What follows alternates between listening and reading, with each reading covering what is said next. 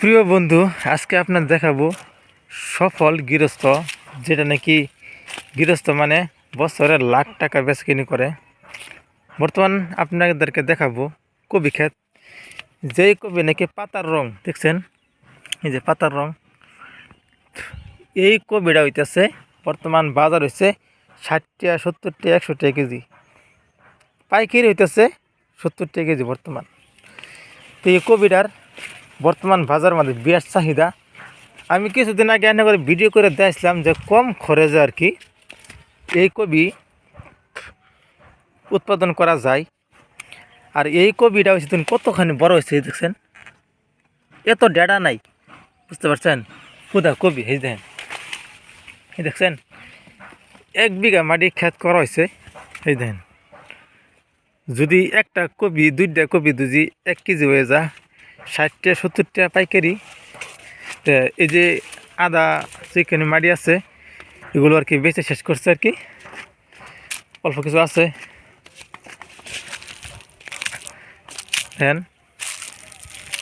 আর এই যে কবিটা, যে এই কবির মতন টেস্ট অন্য কোনো কবি নাই। এই কবি কিন্তু আগে আসিল না, পাতার রঙের কবি। তো এই কবি মানে বছরের মধ্যে 1 বিঘা মাটির মধ্যে লাখ টাকা 1.5 লাখ টাকা বেচে কিনি, একদম ওই বই শিওর আছে 1.5 লাখ টাকা। প্রিয় বন্ধুরা, গৃহস্থ আর কি ক্ষেত আছে, ওনার সঙ্গে কথা বলি কি কয়।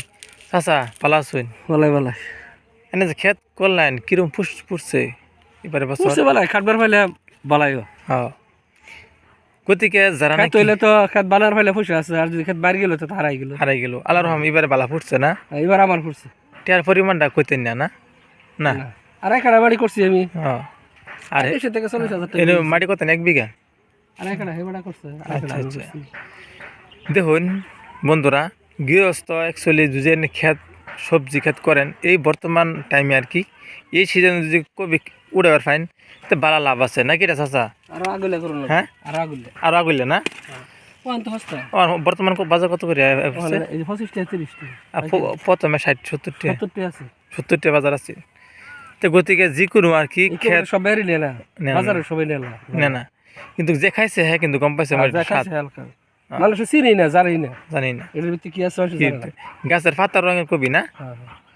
তো প্রিয় বন্ধু, যদি আপনি ক্ষেত করবার চান এরকম ধরনের ক্ষেত করেন যাতে মানে লস যাইতো না। কিছু বলে গৃহস্থ আছে যে এলা কইলো বহুত মানুষ আর কি লস এই যে আমার এগুলা খেত কাজ করছে লস লস খাইছে, এই যে এটা করছে যে লস খাইছে 2 বিঘা মাটির মধ্যে কি জানি বাড়ি যে খরচ করছে, খরচটা উঠতো না, যে এটা সারা সুদি করে করছে করছে। তো মানুষের সুদি কইরাও ক্ষেত গৃহস্থী কইরা মানুষের লস খা, কিন্তু এটা একটা ফায়দা আছে, সারাটি ভালো লাগবো। আর পদ্ধতিটা কী পাওয়া মানুষের করলে মানে বেশি লাভবান হইব, এটার কিছু কইবেন নাকি? যার যে ভাগ্য রে, ভাগ্য মেলে খেত, ভাগ্য ভাগ্য হ্যাঁ, যার ভাগ্য খেত একটা করলো সবার খেতে সমান হয় না। ওই না, যার ভাগ্য আছে সেটা ভালো হইব, যার খারাপ ভাগ্য খারাপ থাকলে তো খারাপ হইতো না। সব কিছু মানে কি, যদি আল্লাহওয়ালা মানুষ থাকে, যদি আল্লাহর যদি রাজি খুশি করে যদি দুনিয়ার মধ্যে যে কোনো ধরনের ইনকাম যদি মানুষে করে, তাহলে আল্লাহর আই নীতি হইবই ওই বই হ্যাঁ, যে বাজাবো দেখবেন ফাঁসা ফাঁসা তার ফাঁসা ফাঁসা বসে করবো ঘুরবো। আর যদি আমি বেরেক রাস্তায় ঘুরি আমার ফাঁসা বসে করবো, ঘুরতো না, আমার রাস্তায় কু ধান্দা আইব, কু খারাপ বস্তু আইব। হয় হয় এটাই আল্লাহর মতে চললে আল্লাহ একবার রাস্তা খুলে দিব, চলতেই পারবো। কথা হয়েছে কি, এলাকা মুরবি মাসে কইতেছে যদি নাকি কেউ যদি নাকি আল্লাহরে বাদ দেয়, যদি দুনিয়ার ফাঁসে ঘুরে তার থেকে দুনিয়া সরে যা, এরকম না কথাটা? হ্যাঁ, আর যদি নাকি আল্লাহ রাজি করেছি কইরা ফজর নামাজ পড়ে এই মুরব্বী ক্ষেত করিয়া আজকাল ধরুন বহুত লাখ টাকা বেশি কিনে করছে। তো গতিকে আল্লাহরে খুশি করুন, আল্লাহরে খুশি করলে তার ধন সম্পত্তির কোনো অভাব থাকতো না। তো যারা নাকি দুনিয়ার মধ্যে রাজত্ব করছে সবেই আল্লাহরে খুশি করে রাজত্ব করছে। আমার তো মাটি সম্পদ নাই, চুক্তি করি হ্যাঁ, বছরে 2 লাখ টাকা দানে 2 লাখ এটা চালাই চালায়। তো কোনো মানে কেন দিলে ভাইতাম না ভাই, আল্লাহ যদি নাই হন আচ্ছা, এনেক সামনেই তো এই মুরব্বী 5 ওয়াক্ত নামাজ পড়ে, 1 ওয়াক্ত নামাজ আমার জানা মতন আমার দেখা মতন কোনো বিঘাইত নাই। তারপরেও গৃহস্থী করে বছরে 2-2.5 লাখ টাকা ইনকাম করতেছে নিজের মাটি না থাকার সত্ত্বেও। তো গতিকে যদি আল্লাহরে যদি এনারা ফাইন, আল্লাহর যদি ফাইন তা এনার ফাঁসের ধন সম্পত্তি ঘুরবো, এটাই সত্য নাকি?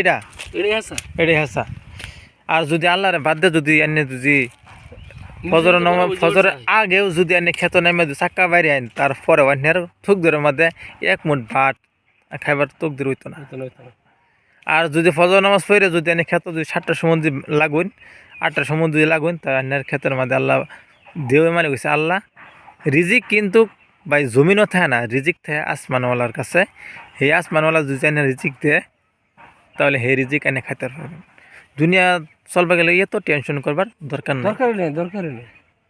আল্লাহ মুখ দিছে আর দিব, আর দিবই, রিজিক কারা তো আল্লাহর তো। তো প্রিয় বন্ধুরা, আমার ভিডিওটা বেশি করে শেয়ার করবেন আর সবের যাতে আমার ভিডিওটা দেখে কমেন্ট করে লাইক করে। আর রিজিকের এত টেনশন না করাটাই আমি বেশি ভালো মনে করি। আল্লাহ পাক রিজিক সবার জন্য রাখছে, যে যতটুকু রিজিক আল্লাহ পাক দিয়ে রাখছে অতটুকু পাইবেন, টেনশন করার দরকার নাই। কবি দিদিবনি যেরকম বর্তমান কবি ক্ষেত থেকে তোলা হইতেছে, দেখছেন কত সুন্দর কবি। দেন কবি তুললে হারিয়া টিভি দেওয়া হইতেছে, দেন কবির কালার খুব স্বাদ ভাই। ইনশাল্লাহ রাখলাম।